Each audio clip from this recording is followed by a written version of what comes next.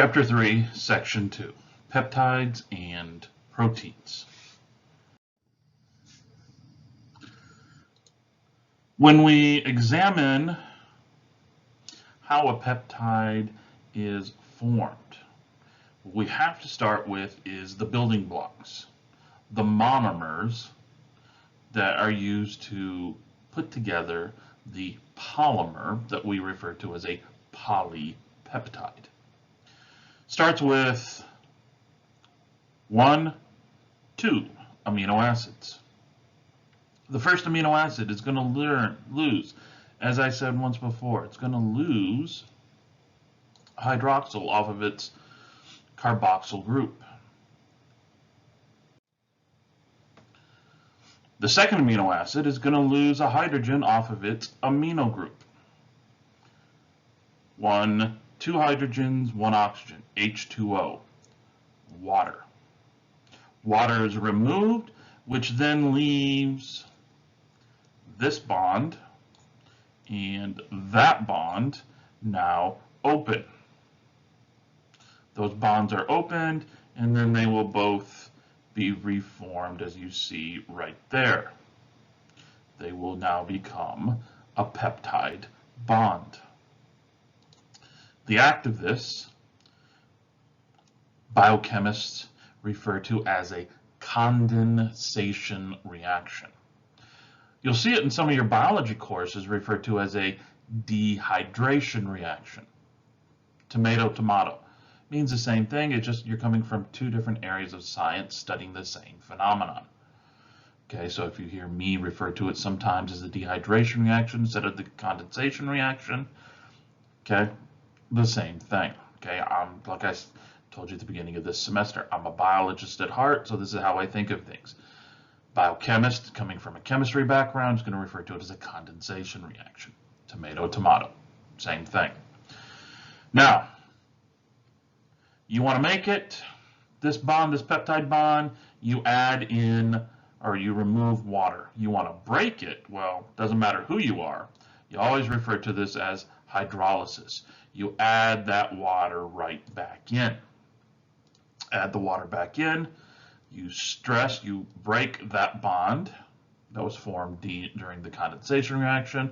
Enzyme will stress it, break it, and it can't have two open bonds, so it's going to fill in a hydrogen and a hydroxyl to make each amino acid happy. Words have meanings, okay? We cannot be vague in science. If we're vague in science, well, people, can start misconstruing what we're trying to say. So we come up with very definitive meaning words. Peptide means peptide bonds. Dipeptide means 2 amino acids, 1 peptide bond. Tripeptide, 3 amino acids. Oligo, well, that's 4 or more. Poly, many. A protein is going to be 1 or more polypeptides come together to form a much bigger thing. All right, keep that in mind. A polypeptide is just an amino acid chain. It has folded in on itself, gotten the correct structure, but it may not have a function yet. To get that function, there may have to be more than 1 polypeptide to get the correct function, thus be considered a protein.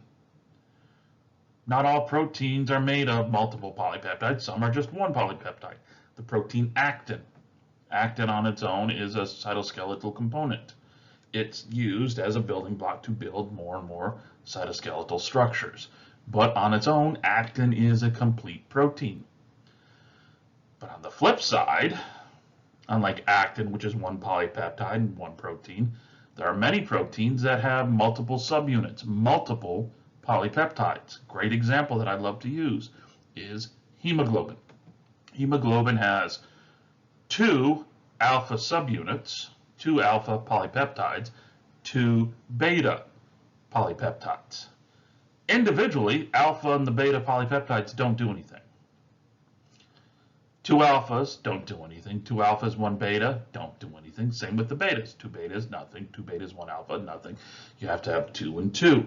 Two and two together, the four polypeptides makes a complete protein, hemoglobin, which can now interact with different iron compounds and help take molecular oxygen to your cells. Excuse me, I had to get Halls. Now, again, as scientists, we hate ambiguity. Ambiguity leaves too much room for interpretation, too much trying to read between the lines. What did they mean? Do they mean this? Okay, so no. We like to have specifics. We like to use specific words so that everybody understands, that everybody accepts this terminology and understands what these words mean. Now, when discussing proteins,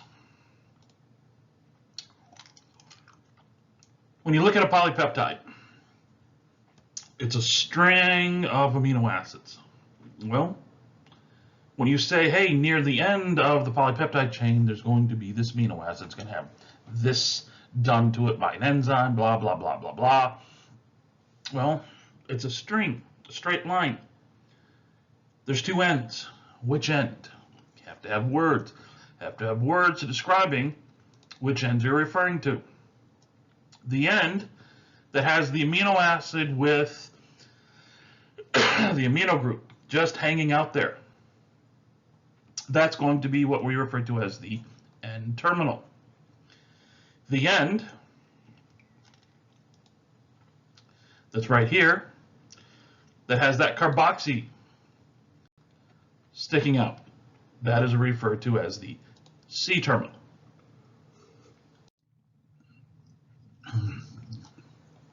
So we now know, here's the beginning, here's the end. The amino terminal, we always think of as the beginning.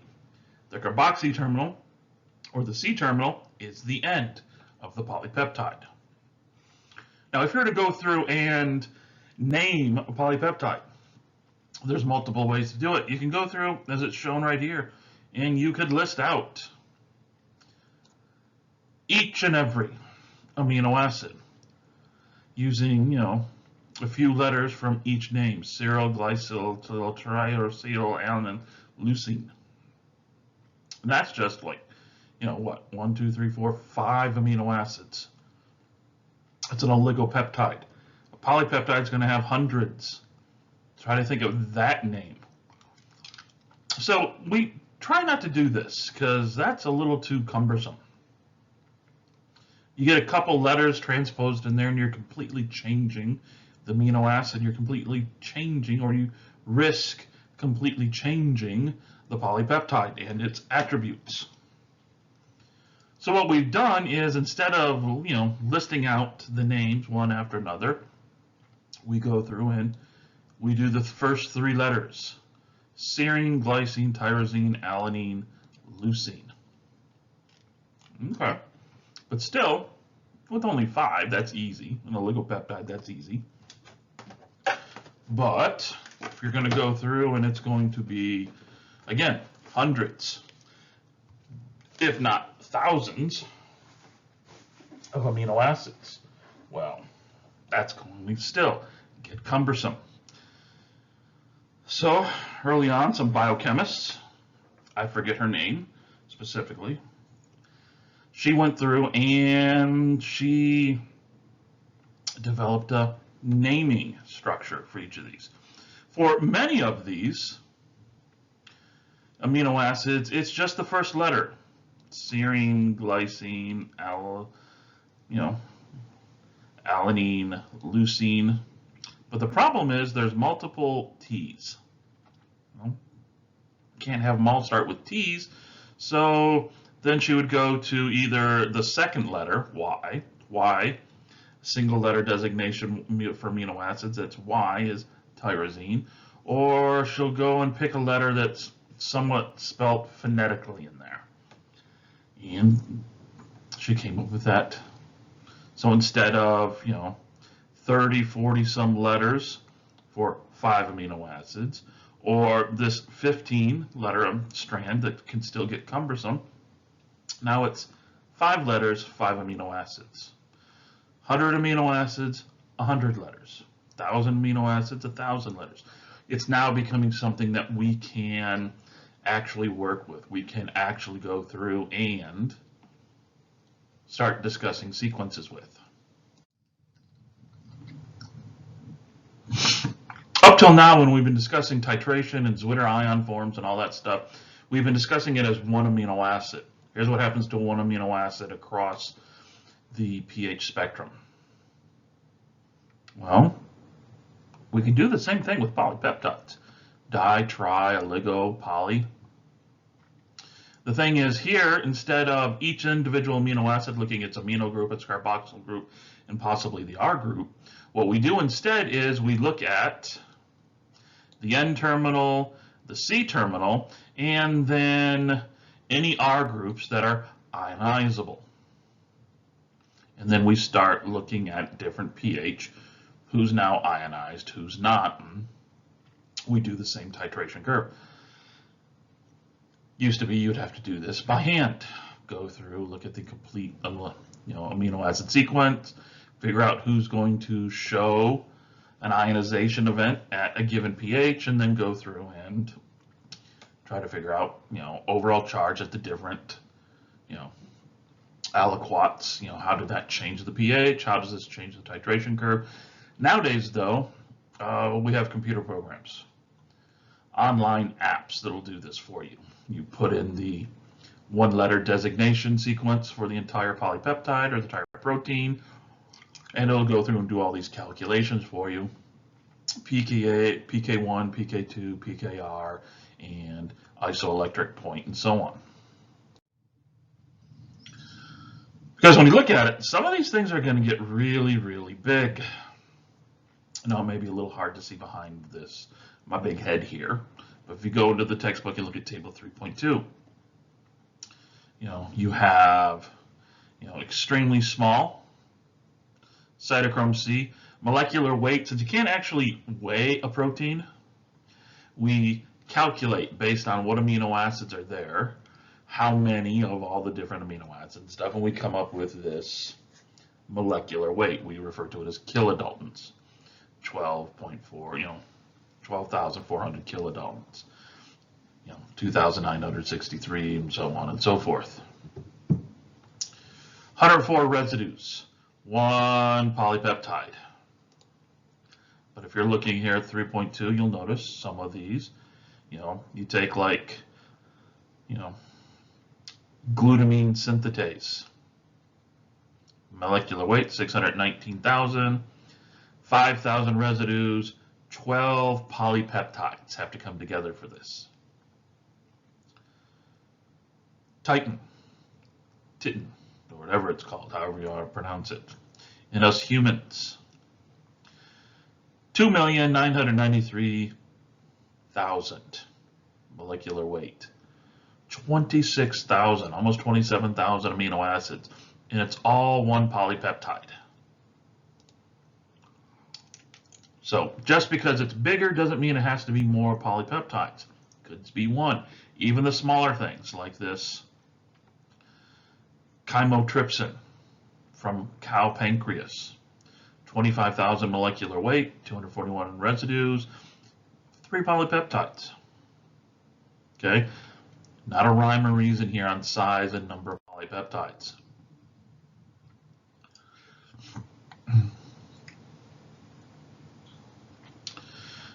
Now we talk about multi-subunit and oligomeric proteins, okay? Multi-subunit protein has to have polypeptides, okay? Multi-subunit protein means it has multiple subunits. Remember the hemoglobin, 4 parts, 4 subunits. Oligomeric proteins, well, they're going to have multiple polypeptides, but it's just repeat of the same polypeptide having to come together, okay? Now we're, dealing in shades of gray, shades of ways to discuss, proteins that have multiple polymer or multiple polypeptides. And are they different ones, or are they the same thing just repeated over and over to get something bigger? And when you go and you look at the amino acids that are in different proteins, here across the, the columns are different, cytochrome C's, for the first two, and you look at chymotrypsin, chymo this, that, and you go and you start looking at the amino acids present. You'll notice that it's not an average across, oh, there's 100 amino acids, so it's 5 of each. No, you go through and you look like this cytochrome C here.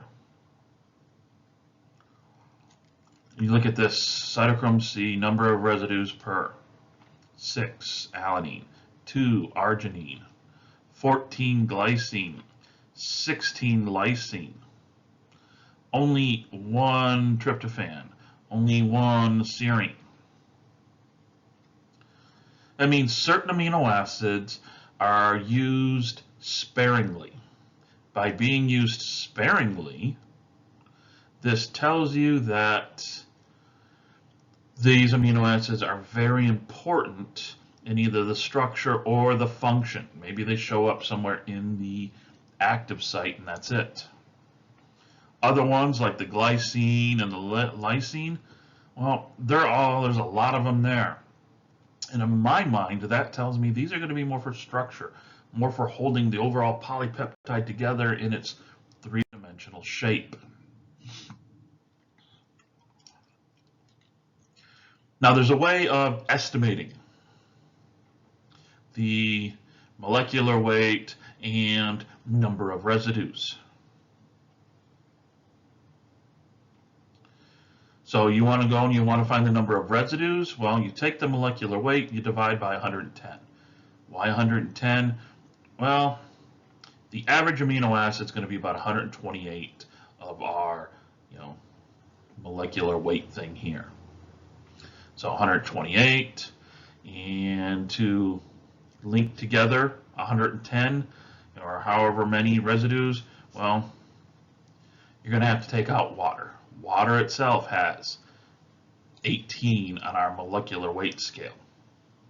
128 is the average for each amino acid, and it's giving up, an 18 between the two for every peptide bond being formed.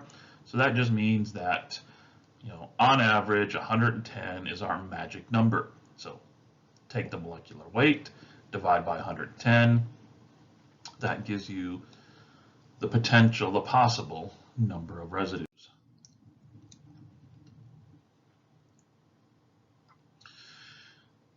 Now, the polypeptide, the protein, is not the final structure for many things.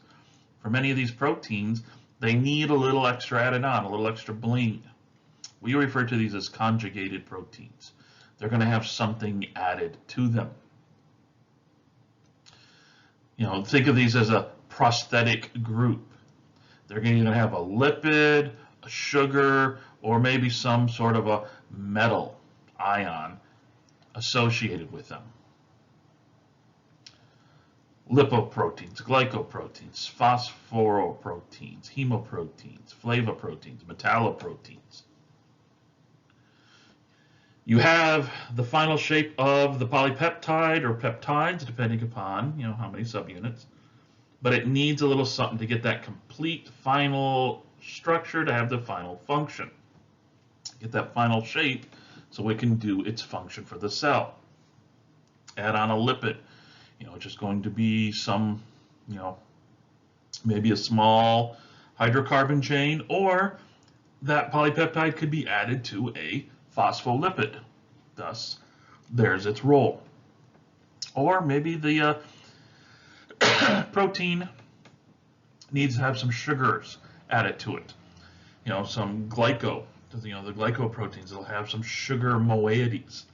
It's strands of glucoses that have a three-dimensional structure in them.